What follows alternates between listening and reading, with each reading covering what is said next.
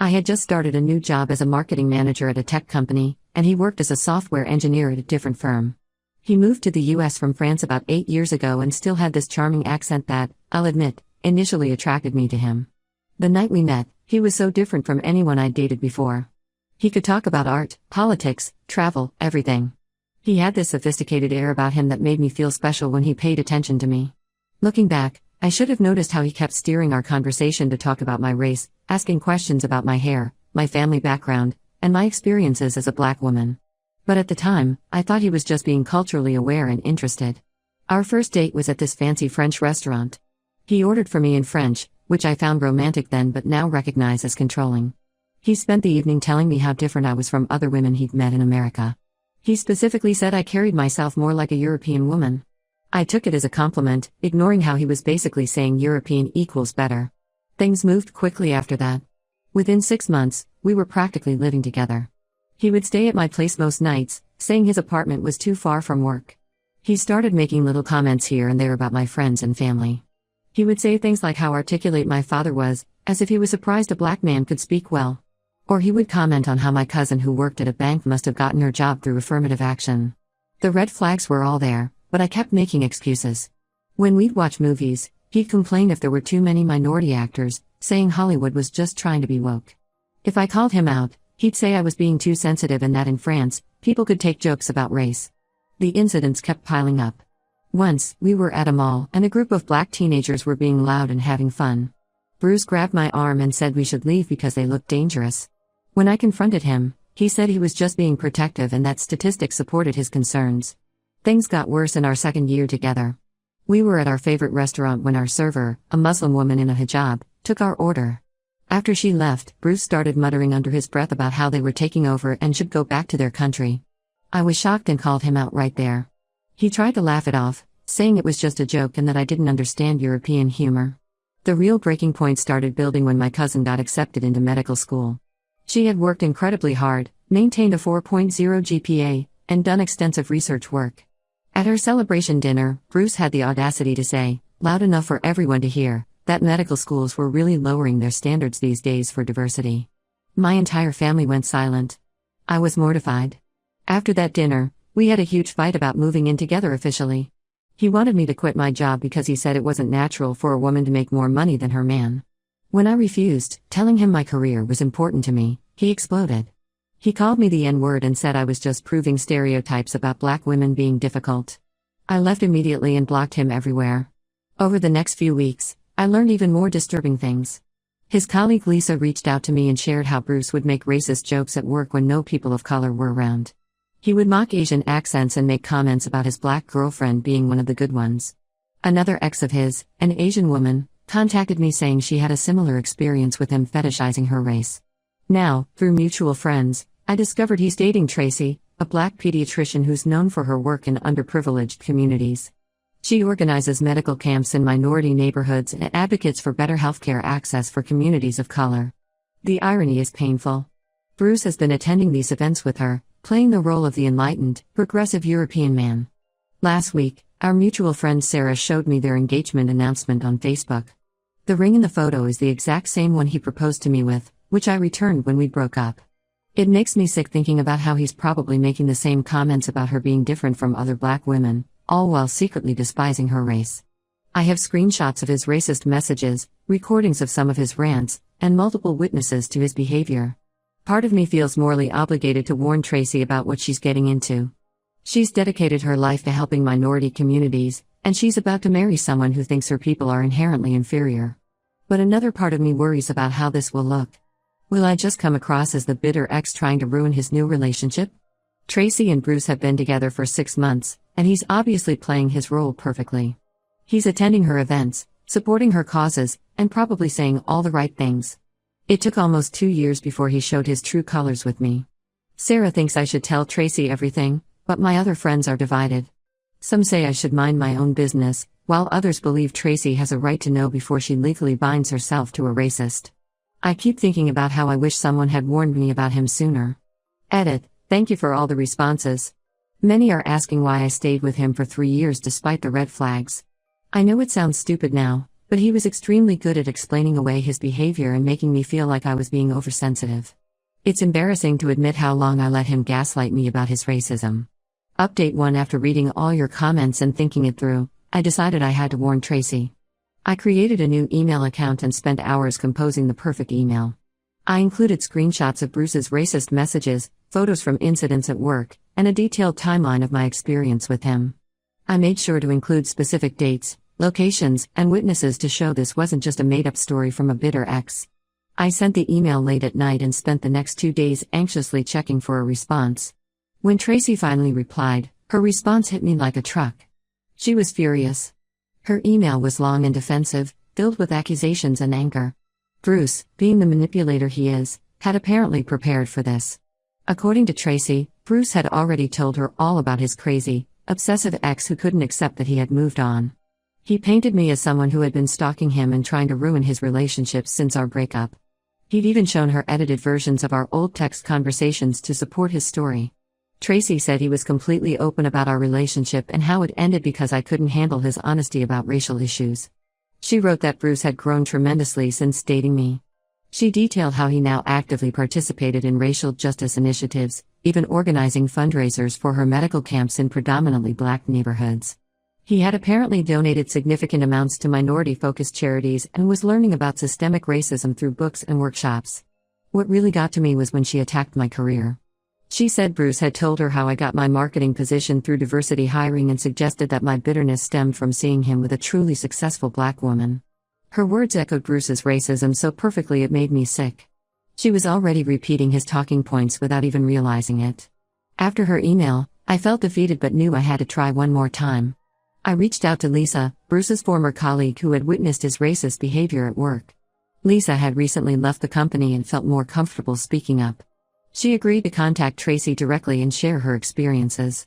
Lisa sent Tracy a detailed email describing multiple incidents. She told her about the time Bruce made racist jokes during a team meeting when he thought no people of color were present. She described how he would mock Asian co-workers' accents behind their backs and make comments about their lunch smelling weird. She included screenshots of inappropriate messages from their work chat where Bruce had shared racist memes. Tracy's response was swift and harsh. She blocked both Lisa and me on all social media platforms. Then she made a long, public Facebook post about toxic ex-girlfriends who can't stand seeing interracial relationships succeed. She wrote about how some people hide their own racism by accusing others of it, and how she wasn't going to let anyone's jealousy ruin her happiness. Her friends flooded the comments section with support, calling me, though not by name, a bitter, jealous ex who needed to move on. Some even suggested I needed mental help for being so obsessed with my ex's new relationship. The irony of them accusing me of racism while defending an actual racist was painful. Yesterday, Sarah told me that Bruce and Tracy have suddenly decided to move up their wedding date. Instead of getting married next year as originally planned, they're now rushing to have the ceremony in 3 months. I can't help but feel this is Bruce's way of trapping her faster, now that he knows people might try to warn her about him. Then last night, I got a text from an unknown number. It was Bruce. His message was exactly what I expected, threatening and racist. He wrote that I was just proving everything he'd always said about black women being dramatic and causing problems. He said I was demonstrating why he preferred dating educated, professional black women like Tracy instead of ghetto ones like me. He threatened to sue me for defamation if I tried to contact Tracy again or spread any more lies about him. He said he had saved all our communications and would prove I was harassing him. The message ended with him saying that he was actually glad I was showing my true colors because it made Tracy trust him even more. I've saved the message but blocked the number. Some of our mutual friends have started taking Bruce's side, saying I should have minded my own business. Even Sarah, who initially supported my decision to warn Tracy, is now questioning whether I did the right thing. I feel completely defeated. I tried to help another black woman avoid the pain and humiliation I went through, but instead, I've probably just pushed her further into his arms. Bruce has managed to twist everything around to make himself look like the victim, just like he always does. At this point, all I can do is step back and hope Tracy figures out the truth before it's too late. I just hope she doesn't have to experience the same racism and emotional abuse I did to learn who Bruce really is. Edit. Thanks for all the supportive messages. To those asking why I didn't go to HR about his workplace behavior, he was very careful to only make these comments when it couldn't be proven. Classic manipulator behavior. Update 2 last week started with an unexpected call from Tracy. It was late in the evening, and her voice was shaking when she asked if we could meet. She said she needed to talk about Bruce, but didn't want to do it over the phone. We agreed to meet at a small cafe on the other side of town, far from Bruce's usual spots. When I saw Tracy at the cafe, she looked exhausted. The first thing she did was apologize to me. She said she felt horrible about how she had responded to my warning. Then she started telling me what had been happening since our last interaction. It all started at a family dinner 3 weeks ago. Tracy's younger brother, who is heavily involved in social justice activism, was discussing the Black Lives Matter movement and recent police brutality cases. Bruce, who usually played along with these conversations, started getting visibly agitated. When her brother asked his opinion about a recent incident, Bruce snapped. He said people needed to stop playing the race card for attention and that police wouldn't have problems with communities that behaved properly. Tracy said she initially defended him, making excuses about him being stressed at work. But that dinner opened her eyes to other things. During her medical camp's fundraiser the following week, he made several problematic comments. When a mother of 3 talked about struggling to access healthcare, Bruce loudly commented about how these communities need to stop expecting handouts and start taking responsibility for themselves. The real turning point came last weekend. Tracy was cleaning their apartment while Bruce was at the gym. She found his old phone in a drawer and noticed it still turned on. While moving it, she accidentally opened his WhatsApp chat with his friend Jean in France. The messages were all in English because Jean was practicing the language, which is why she could read them. What she found made her physically sick. The chat was full of racist jokes and degrading comments about both me and her. Bruce referred to us as his exotic collections and joked about getting 2 educated black women to fall for his act. He called us his social experiments and made disgusting comments about how he'd never actually have mixed-race children because he wouldn't want to dilute his bloodline. Tracy showed me some of the messages on her phone. There was one where he bragged about how he was using my failed warning to strengthen his position with her. He called both of us stupid for falling for his progressive act. Another message talked about how dating successful black women made him look good at work and helped him deflect accusations of racism. When she confronted Bruce with the messages, he went through his entire manipulation playbook. First, he tried to claim the messages were fake. Then he cried and apologized, swearing he would get therapy and change. When that didn't work, he became aggressive, calling her racial slurs and saying she was proving every stereotype about black women. She recorded some of his rants on her phone. Now Bruce is on a campaign to salvage his reputation. He's telling everyone that Tracy and I conspired to destroy him because we're jealous of his success. He's playing up his immigrant status, claiming he's being targeted for being French and not understanding American culture. His family in France has joined in, posting long rants on Facebook about reverse racism and how American women are too sensitive. Some people are actually believing him. A few of our mutual friends have taken his side, saying we're being too harsh and that everyone makes mistakes. His company is officially investigating the situation, but he's already telling people he's the victim of a witch hunt. Tracy asked if we could get dinner next week. She said she needs someone who understands what she went through, not just the racism, but the gaslighting and manipulation that came with it. I agreed to meet her. Despite everything Bruce put us through, maybe something good can come from this if we support each other. I feel relieved that Tracy discovered the truth before getting married, but I'm angry that Bruce is still out there, probably looking for his next victim. At least now there are 2 of us who can warn others about who he really is. Edit: some people are asking about legal action. Both Tracy and I are documenting everything, just in case his behavior escalates. Final update: these past few months have been quite a journey. Tracy and I have been meeting regularly, usually twice a week for coffee or dinner. What started as shared trauma has evolved into a genuine friendship. We discovered we have similar tastes in music, both love hiking, and share the same dark sense of humor. It's strange how something good came from such an ugly situation. Last month, one of Tracy's colleagues at the hospital mentioned that Bruce had started dating their new cardiology resident, an Asian American doctor named Michelle. When Tracy heard about this, she didn't hesitate. She immediately went to Michelle with our evidence, the recordings of Bruce's racist rants, screenshots of his messages with Jean, and our documented experiences. This time, the warning worked. Michelle ended things with Bruce the same day. Bruce completely lost control after that.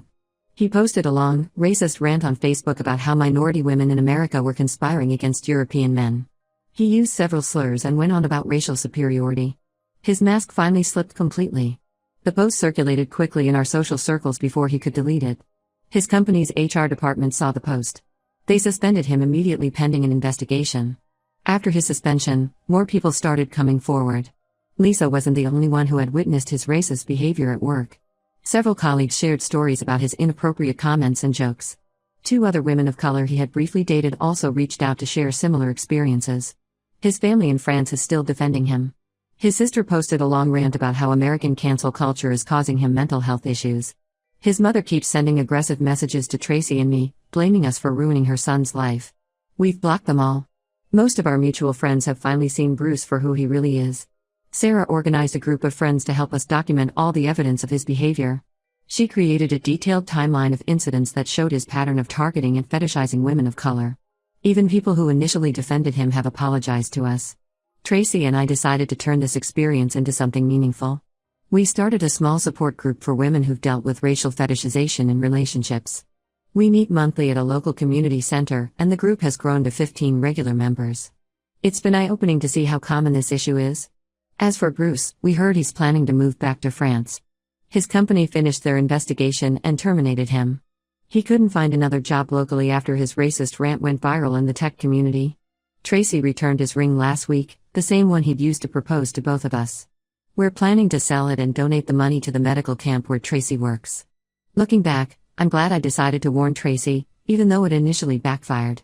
She told me that even when she was angrily responding to my email, a small part of her started paying more attention to Bruce's behavior. She said my warning planted a seed of awareness that helped her recognize the red flags when they started appearing. Next month, Tracy and I are going on a hiking trip together. It's nice to have something positive come out of this mess. We've both grown stronger from this experience, and more importantly, we've helped prevent other women from falling into Bruce's trap. To anyone in a similar situation, speak up.